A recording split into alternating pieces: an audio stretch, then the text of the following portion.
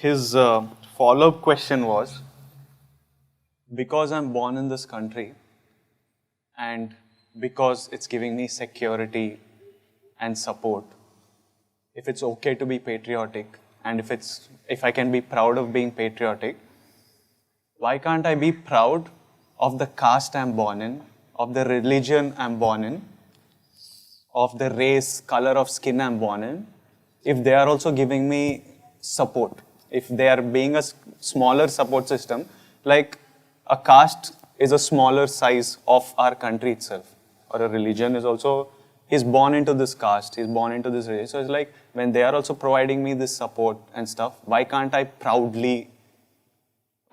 proud into the caste? Because nation is like geography divided on geographical lines, this is divided on caste lines. See, all these things that you mentioned of nationality, caste, religion, language, ethnicity, color of my skin, all these are… A human being is a composite of all these things. Yeah. You cannot exclude any one of them. Right now, the mode in the country is such, there is an English saying called throwing the baby with the bathwater. You know how this term came?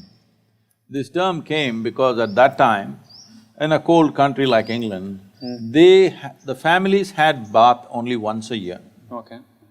How's that for you? Not in India, okay? Even 10,000 years ago, we were still having bath every day, but English had bath only once a year. Okay. Because a cold country, from October onwards, it's cold, cold, cold, only end of May, June, mid-June. Okay. So at that time, they have a family bath, so big bathtub. First, the man of the house will take the dip. If that guy goes in and comes out, it's already turned dark. Not because he lost his skin color, because 1 year of muck. Yeah. Then all the men in the house go, then the women go, then the children and babies go. So it happened sometimes that there are so many children and everything, they put them in this big tub which is murky, you can't see anything. When they want to throw the water out, some babies got thrown out. This entire thing of carrying a bride carrying a bouquet came from this culture because the bride smells so bad. She has to have a flower bouquet, otherwise you can't go near her. This is all this is the fragrance of the flower made her attractive. Otherwise, she's quite… because she's gone into the tub after all these men. Oh, after all the… So, we are throwing the baby with the bathwater. In this culture, the caste and creed was created as a transference of knowledge and skills. Yeah. Because we understood in those days that whatever skills a father has, he is naturally prejudiced in favor of his children. Yes. So he will teach it in a best possible way to his own children. Yeah.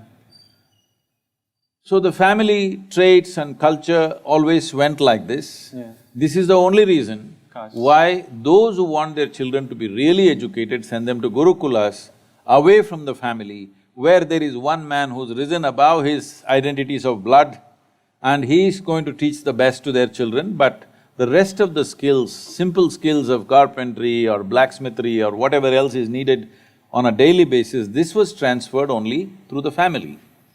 So they maintain this close thing. A blacksmith's family means they eat in a certain way as it's necessary for their type of work. They will marry only a blacksmith's girl because she knows how to make the fire, this, that. If you marry a carpenter's girl, she won't know how to do this. So it is from this they did. Out of this, a phenomenally kaleidoscopic culture we created. It's so fantastic. From one community to another, they're living side by side in the neighborhood. For probably 100 years, 2-3 generations have lived. But the way they cook this home and this home is distinctly different. Okay. If I go to any house, if I just smell the seasoning, I just tell them what caste you belong to. Okay. Just if I smell the seasoning, I know what caste you belong to. Do you think we still cook it as… If If they're married in if they're the married caste. in the same thing, and traditionally women who are trained in that are there, but today most women are going to school and college, they never spent enough time in the kitchen, so Now things everybody change, yeah. smells like pizza or whatever, that's a different thing. But it is so distinctly different. You should not destroy this. The only thing we need to take away is the discrimination. Unfortunately, our differences became terrible discrimination, that we started treating people badly, this profession is low, that profession is high, if you are doing this, we will treat you badly. This discrimination we need to take, but right now we are trying to level out the whole culture, which is not going to work, and if it works, it'll be a very poor nation. We will become like other nations where everybody eats only burger, okay? Here also people are beginning to eat only burger. I have nothing against anything, but the thing about a human being is to do things in an aesthetically correct way. I don't see how it is very civilized or correct to take food which is about 7 inches tall and open your mouth 7 inches and eat it. That is the way of a crocodile. That's not the human way. We have been taught to eat in a certain way because a human being wants to do everything in a beautiful way. Dog also eats, cat also eats, but we want to eat with style. We not only want to nourish ourselves, we also want to make it into an aesthetic process in our life. If those things are taken away from our life, what is the point in the name of leveling out the society? Well, if you make everybody into monkeys, we will all become same, of course. You just have to genetically push back everybody to be a monkey, we'll all be one kind of monkeys. That is not the intent. It is perfectly fine to be proud of your culture, to be proud of whatever you belong to, but if you have the sense to appreciate how other people are different, you also appreciate the difference. They are different and you must appreciate the difference. World is colorful, India is as colorful as it is only because all of us are so different. Every 50 kilometers you drive, people are different, they speak differently, look different, dress different, eat different, everything different.